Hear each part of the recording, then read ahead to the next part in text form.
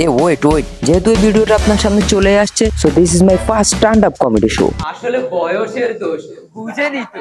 যেহেতু আমি first time perform করছি, সো আপনার এক্সপেকটেশন ফিল আপ হবে না, এই জন্য আমি আন্তরিকভাবে দুঃখিত। আপনি যদি আপনার মূল্যবান সময়টা নষ্ট না করতে চান, তাহলে প্লিজ আপনি এখনই ভিডিওটা স্টপ করে বেরিয়ে যেতে পারেন।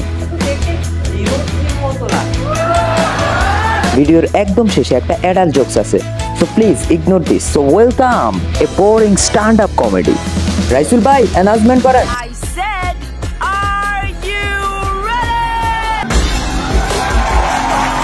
আর এইটা না, ভুলে চলে আসছে। সামনে স্ট্যান্ড আপ কমেডি নিয়ে আসছে এমা তানজিল। আচ্ছা, সবাই কেমন আছেন? আরে রাইসুল ভাই কেমন আছেন? আচ্ছা, গেস করো আমি এতগুলো মানুষকে না বলে রাইসুল ভাইকে কেন বললাম রাইসুল ভাই কেমন আছো? কারণ অনেকগুলো মাছির ভিতরে মশাকে আগে দেখাটাই স্বাভাবিক। তো তো এমনিতে তোমরা আগামীকাল বা পরশুদিন ঈদ হওয়ার সম্ভাবনা আছে না? তো তোমরা ঈদের শপিং করছো, আমার মনে হয় অনেকে শপিং করছো। ফেসবুকে একটা ক্লিপ ঘুরতেছিল, একটা মেয়ে বলতেছিল, ইয়ো আমার বাবা না আমাকে 2 লাখ টাকা দিয়েছে, আমি অ্যাকচুয়ালি 3টা ড্রেস কিনেছি। অ্যাকচুয়ালি ওর ওই বাবাটা ছিল সুগার ড্যাডি। তো ব্যাপারটা হচ্ছে ওই মেয়েটা মাসে 2 বার কক্সবাজার যায়, বুঝেনি তো কেন। যখন যখন শুনতেছিলাম যে ওর বাবা ওরে 2 লাখ টাকা দিছে, এন্ড আমি আমার দিকে তাকাইছি, তারপরে না, দুটোই ঠিক মতো আছে, এই বয়সে বিক্রি করার প্রয়োজন নেই। আচ্ছা আচ্ছা, আপনারা বিয়ে করছেন কারা কারা? আচ্ছা, বিয়ে করেন নাই কারা কারা? Make some noise. বিয়ে করছেন কারা কারা? Make some noise. দেখছেন বিয়ে করার পরে কেমন একটা ভেজা বেড়ালের গন্ধ আসে। বিয়ের আগে মানুষ থাকে সিংহ পুরুষ, বিয়ের পরে সেই মানুষটা হয়ে যায় ভেজা বেড়াল। আচ্ছা, বিয়ে করছে এখানে মাহমুদ ভাই। মাহমুদ ভাই কেমন যাচ্ছে জীবন? এই যে আলহামদুলিল্লাহর ভিতরে একটা গন্ধ লুকিয়ে আছে, একটু দোয়া কইরেন এই অসুখী জীবনে যাতে তাড়াতাড়ি পা দিতে পারে। আমার আমার আপনাদের সাথে অনেকের সাথে অনেক ভালো একটা সম্পর্ক আছে, ফ্রেন্ডলি সম্পর্ক। এজ আমি ছোট ভাই হলো, আমার সাথে অনেকের সাথে ফ্রেন্ডলি সম্পর্ক আছে। বিশেষ করে রাইসুল ভাইয়ের সাথে আমার একদম ক্লোজ একটা সম্পর্ক আছে। তো রাইসুল ভাইয়ের সাথে আমার ফার্স্ট টাইম যখন এমএমএ ফাইটিং এ দেখা হয়েছিল, তখন আমি ওই যে রবীন্দ্র সরোবরে মানুষ বসে না, এখানে যায় রাইসুল ভাই বলতেছিল, হ্যাঁ তানজিল তুমি সাউন্ড সিস্টেমের এখানে চলে আসো, আমি এখানেই আছি। তো রাইসুল ভাই এখানে এমনি দাঁড়ায় আছে, আমি এমনি দাঁড়ায় আছি। তারপর আমি এমনি রাইসুল ভাইয়ের দিকে তাকাইছি, পরে আমার দিকে তাকাইছি, তারপর মনে মনে বলছি, দুটো বড়ি আল্লাহর সৃষ্টি। ওই দিন গার্লস স্কুলের সামনে রাইসুল ভাই আর আমি একসাথে দাঁড়ায় আছি। আসলে আমি ফার্স্ট টাইম, রাইসুল ভাইয়ের এটা অভিজ্ঞতা আছে, যাই হোক।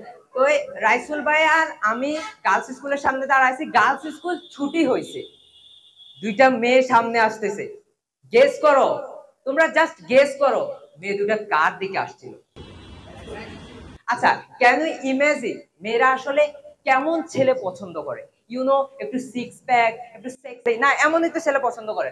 তো আমি লিটারালি 2 প্যাক, রাইসুল ভাই 8 প্যাক, কেন আমাদের দিকে তাকাবে?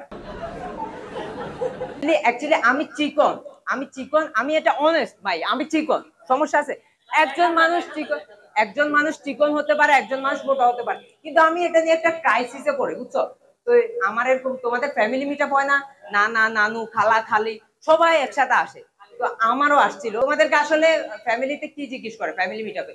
তোমার সিজিপিএ কত, তোমার দাম্পত্য জীবন কেমন যাচ্ছে, এগুলোতে জিজ্ঞেস করে। আমারে কিছু জিজ্ঞেস করে না।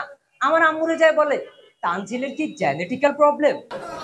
বড় ভাই এসে বলে, তানজিল পার্সোনাল সমস্যা। হঠাৎ করে কাকু চলে আসছে, আমার আঙ্কেল হয়, আঙ্কেল দরজা খুলে ক্যারেক্টারে চলে আসছে, আইসেই কয়, আসলে বয়সের দোষ, বুঝেনি তো। আমার বিয়ের সম্বন্ধ আসছিল, বুঝছেন? ফ্যামিলি মেম্বাররা বলতেছে, তানজিল তোমার তো বিয়ে সামনে, তোমার আর মেয়েটার একটু পার্সোনাল কথা বলা প্রয়োজন, তোমরা একটু বারান্দায় যাও তো। আমি আর মেয়েটা বারান্দায় গেছি। যাই হোক, তো মেয়েটা আমাকে গেস করেন, মেয়েটা আমাকে কি জিজ্ঞেস করবে? আপনার কি কবিতা পছন্দ, নাকি আপনার বই পড়া পছন্দ? আপনার কি সমুদ্র পছন্দ, নাকি পাহাড় পছন্দ? এটাই তো জিজ্ঞেস করার কথা ইন জেনারেল। কিন্তু মেয়েটা আমাকে জিজ্ঞেস করছে, বিয়ের পর কোলে কি আপনি আমাকে নিবেন না আমি আপনাকে? ম্যান, আমি প্রত্যেকটা জায়গায় কোনো জায়গায় আমার কোনো মূল্যায় নাই, লিটারালি একদম ট্রু। আমার ফ্যামিলিতে আমার বাড়ি হচ্ছে মাস্টার বাড়ি, আমার বোন একটা টিচার, আমার ভাই একটা টিচার, আমার বাবা একটা টিচার। ও অ্যাকচুয়ালি আমাকে জন্ম দেওয়ার আগে রিচার্জ করে নিত। তো তো আমার বাপ যদি জানতো যে আমি জন্মের সময়, আমি জন্মের পরে আমি একজন কমেডিয়ান কন্টেন্ট ক্রিয়েটর হওয়ার ট্রাই করব, তাহলে আমার বাপে আমার জন্ম হওয়ার পরে ডাক্তারে বলতো, ডাক্তার ওরে রাইখা দেন, ওই যে অনেকে কিনতে আসে না, 2-3 হাজার টাকা যা পারেন বেচা দিয়ে। ডাক্তার কি বলতো জানেন? ওর গায়ে শুধু হাড্ডি, এটা 2-3 হাজার টাকা দিয়ে কিনলো, এটা লস করে। লিটারালি আমি এরকম ট্রাস্ট মি। আর তোমরা তো জানো না আমার ভাই একজন কাইন্ড অফ সেলিব্রিটি না। তো আমার ভাইয়ের সাথে একবার আমি রাস্তা দিয়ে হাঁটতেছিলাম, ভাইয়া আমার শপিং করে দিবে। তো রাস্তা দিয়ে হাঁটতেছি দুইটা মেয়ে আসছে, আমার দিকে তাকাইছে, আমি খুশি। ভাইয়ার সামনে আমার কোনো ফ্যান আমার সামনে ছবি তুলবে, আমি ট্রাস্ট মি আমি অনেক বেশি খুশি হয়েছিলাম। তো তারপর মেয়েগুলো আসছে, আয়সা ভাইয়ের সাথে ছবি তুলছে, ইটস ওকে, ভাইয়ের সাথে ছবি তুলছে, তোলাই যায়, সে সেলিব্রিটি, সে ভাইয়ের সাথে ছবি তুলছে।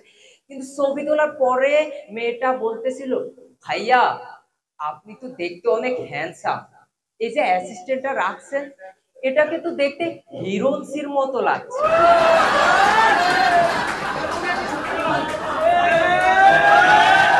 আচ্ছা, এটা তো নোয়াখালী ইউটিউব ফ্যামিলি মিটআপ না? অ্যাকচুয়ালি আপনার কি মনে হয় নোয়াখালীর মানুষজন আসলে কেমন বলেন তো? মানুষজন আমরা যখন ঢাকা থাকি তখন বলে নোয়াখালীর মানুষটা বলে চালাক হয়, এই হয় সেই হয়। I don't believe. আমার মনে হয় যে নোয়াখালীর মানুষটা সহজ সরল হয়। এগ্রি করো? তোমরা এগ্রি করো? তো একদিন গুলশানের একটা ভাইয়া আমার ব্লগ দেখে নোয়াখালী ঘুরতে আসছিল। তো সে মাইজদি বাজার একটা সিএনজিতে উঠছে, সিএনজিতে উঠে বলে যে, ভাইয়া আমি না লতিফ মাস্টার বাড়িতে যাব। তো ওরে মাঝখানে বসাইছে, এই পাশে একটা লোক বসছে, এই পাশে একটা লোক বসছে। তো এই পাশের লোকটা বলতেছে, ছেড় দিতেছে, এক লোকরে ছেড় দিতেছে, তুলা হিকেরে কাইটা দে। আবার পাশের লোকটার মেয়ের বিয়া হচ্ছে, ওই লোকটার ছেলেরা বলতেছে, তোরে না বলছি আজম মেয়ার কোলারে যায় পাক করে নিয়ে যায়। গুলশানের ভাইটা বলতেছে, ব্রো আপনাদের এখানে পাক করার জন্য কি আলাদা স্পেস থাকে?